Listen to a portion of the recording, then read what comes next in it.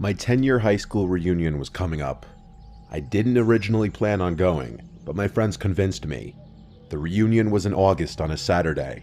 It was organized by a group of people from our graduating class, and it was going to be held at some catering hall in a nice area of town. It had been a long time since I'd seen any of these people, minus my handful of friends from high school who I'd be going with. I really didn't want to go because I didn't like a lot of the people from my high school, and making small talk with 100 people I hadn't seen in 10 years sounded awful.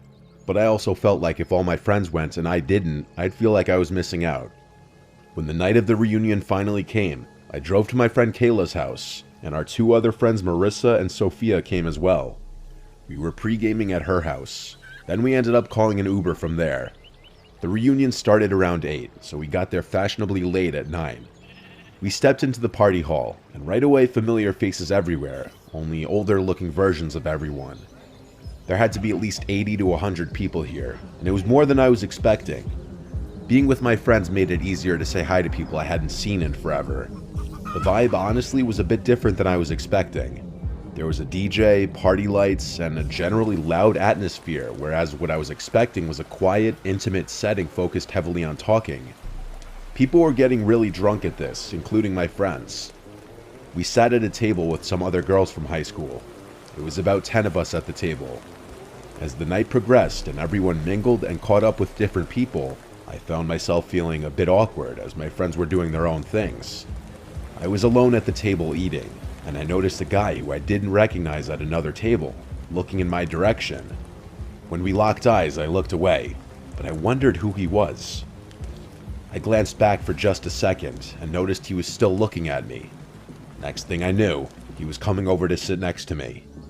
He told me his name was Connor, and he started hitting on me immediately, saying he saw me across the room and couldn't help but come over and say hi. He was honestly decent looking, and I felt awkward sitting alone anyway, so I really didn't mind him sitting there. I said, "I don't recognize you. Did you go to our school?" He said, "Yeah, everyone's been saying that. I transferred to your guys' school our senior year. I didn't meet a lot of you." I basically said, "Oh, that's interesting. Who do you actually know here?" He replied that he's just friends with a couple guys who are also here. I asked their names, and he gave first names only. I guessed the last names, and he said yes to both as he laughed. We talked for a while until he asked for my number so that he could go back to his friends. I gave it to him and walked away. Overall impression was that he seemed normal and I enjoyed talking to him. Now I was left alone again, so after finishing my food and drink, I went to find my friends. They were all separated, talking with different people, some people who I wasn't the biggest fan of. I went over to Kayla, who was mid-conversation with a few people, and I joined the conversation. My friends were all wasted. I was definitely drunk, but not on their level. I kind of wanted to just go home. It almost felt like a saving grace when Connor texted me asking me if I needed a ride home since he's leaving. I texted him back, "Yes, please." He told me to meet him in the lobby of the building. So I looked around and then decided to just do an Irish exit. Too many people to say goodbye to. I saw Connor in the lobby by the front door. We walked to his car. It was a black two-door coupe. I honestly don't know what it was. I'm not a car person. He asked me to put my address into his phone. I thanked him for doing this as we started to drive. He pulled a couple water bottles from the back seat and handed me one, and he suggested I drink a lot of water to avoid a hangover tomorrow. So I started to sip some water. Suddenly my phone started blowing up. Kayla was calling me, and Marissa and Sophia were also texting me in our group chat. I didn't pick up the call, but I read their texts. They were asking where I went, and I told them I got a ride home. They kept pressing me, asking with who, and Kayla said check the Facebook group that organized the reunion. Then Marissa sent a screenshot of a post made by a girl in the Facebook group, warning everyone of a random guy who wasn't from our school going around talking to girls, introducing himself as a different name to everyone. Kayla tried calling me. I pressed decline and texted her I'm with this guy named Connor. She replied in all caps that someone said that she saw me leave with that guy. I wanted to actually vomit now.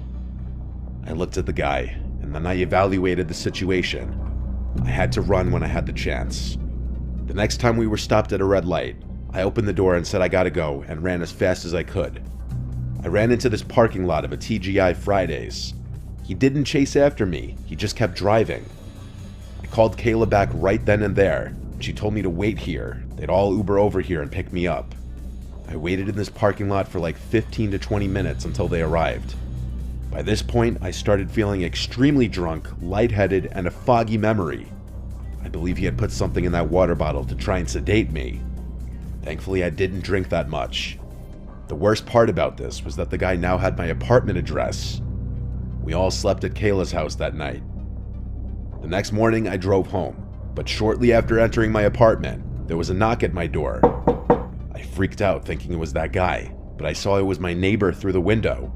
I opened the door, and my neighbor asked me if I knew the guy who came to my apartment last night and was looking through the windows. I told him all about last night.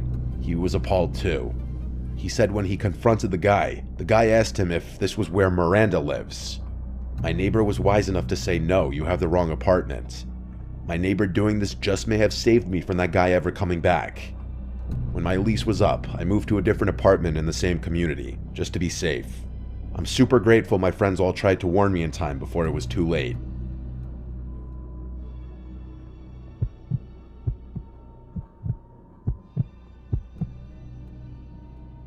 My high school does 5 and 10-year reunions. My 5-year reunion was a few years ago.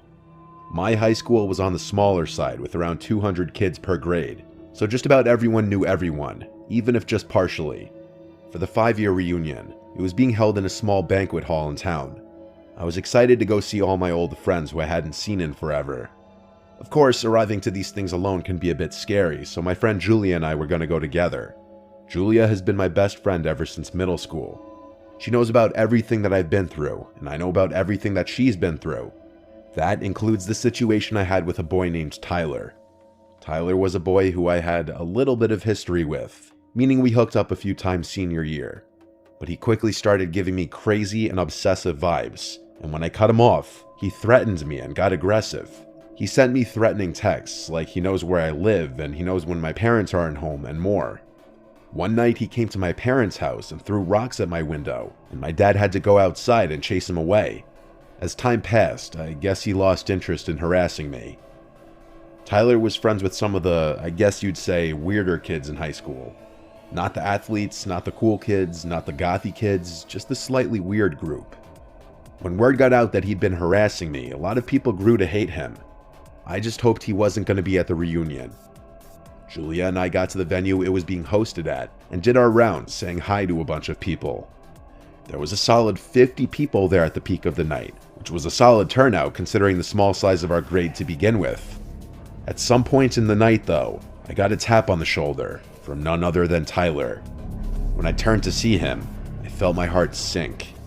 He said, "Hey, can we talk?" It had been years since I'd spoken to him, and that was the first thing he said to me. I said something along the lines of, "Hey, I hope you're good, but there's nothing to talk about," and I tried to walk away. He grabbed my shoulder and spun me around and said, "You're already going to be like that?" I pushed his hand off of me and said, "Let go of me." He looked around nervously and said, all right, and walked away. I could tell he didn't want the negative attention. This now ruined the mood of the night for me, as I had to try my hardest to avoid looking at or going anywhere near Tyler. I noticed he was with one of the kids I remember him hanging around in high school. I got into a conversation with Julia and a few other girls about the situation with Tyler, and how he just grabbed me moments ago. Everyone was on my side and agreed he'd always been a weirdo creep and was known for being aggressive with girls. Oddly enough, I didn't really see him again after I saw him with his friend. I assumed he left early, which was a major relief for me. Julia and I stayed for a few more hours. Then we left with a few other girls to go to a dive bar nearby. And then, after another hour or so, Julia dropped me off at home. As I walked up to my front door, I noticed another car pass by Julia's car and continue driving down the street. Considering the hour and how quiet the street is, that was concerning. It was a Jeep Cherokee. Maybe it was paranoia, or maybe I was rightfully curious, but the next day I looked up Tyler's Instagram. He was private. I requested to follow him with my fake account, which yes, I have for situations like this. He accepted my follow request, but I couldn't see any pictures of a Jeep, or any car for that matter. This made me feel slightly more at ease. I live alone, so my worst fear was Tyler finding my new address and coming to my house at night. The next day, Tyler DMs me on Instagram a long message, trying to manipulate me into seeing him. All these years later, he was still giving me obsessive, creepy vibes. I blocked his Instagram, but I never could have imagined what that would have led to next. The same night I blocked him, I woke up to my doorbell ringing at 1 a.m., repeatedly. I was so scared. It had to be Tyler, I just knew it.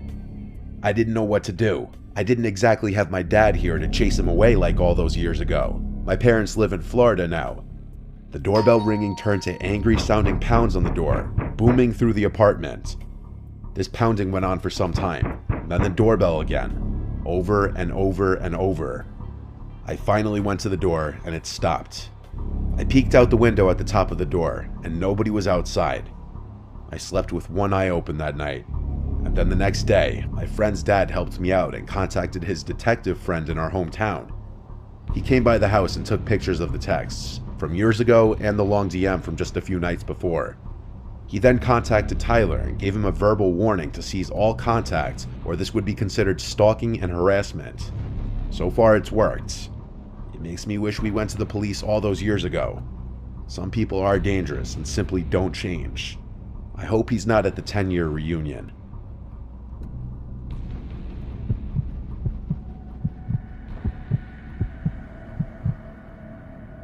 I was seeing this girl for a few weeks. We'd been on 2 dates. Her name was Phoebe. We matched on a dating app and eventually met a few days later. She was 4 years older than me. Our first date was drinks, and our second date we went out with my friends on a weekend. My friends had neutral opinions about her. They thought she was, quote, nice and kinda quiet. They'd later reveal their actual thoughts on her, but I'll get to that later. Phoebe invited me to an upcoming high school reunion party. She told me she didn't want to go alone, and honestly, after she came to hang out with my friends and I felt like I owed her. This reunion party was falling on a random Saturday in the fall. It wasn't organized by her school, though. She told me that it was organized by this rich guy from her class, and it was being hosted at his house. I haven't had my high school reunion yet, but as far as I know, these things are usually held at bars or catering halls. We got to this guy's house, and it was admittedly a fancy-looking house. It had a gated driveway, but no fancy cars parked anywhere in sight. My thought was maybe the owner parked his car in the garage during the party. The second we stepped into the house, I felt like everyone was staring at us. More specifically, me. A few people came up to Phoebe and hugged her hello, then shifted their attention to me. I felt almost like I was being interrogated with some of the questions these people were asking me, like my whole life story, what I do for a living, who I live with. Finally, Phoebe pulled us away, only to go talk to more people who I also felt like were asking really personal and weird questions. There was also something about all the people in here.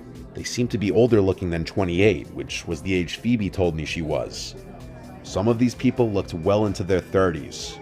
I made a comment on that to Phoebe, and she said, yeah, some of these people aren't aging too well. I asked if she remembers all these people, and she said yes. I then asked who the party host was. I was curious to meet the owner of this big house. She said she hadn't seen him yet. Throughout the entirety of me being there, I felt like everybody was shooting me daggers. They wouldn't look away either. I whispered that to Phoebe, and she said back it's probably because they're wondering who I am. At the time, that was the only logical explanation I could think of too.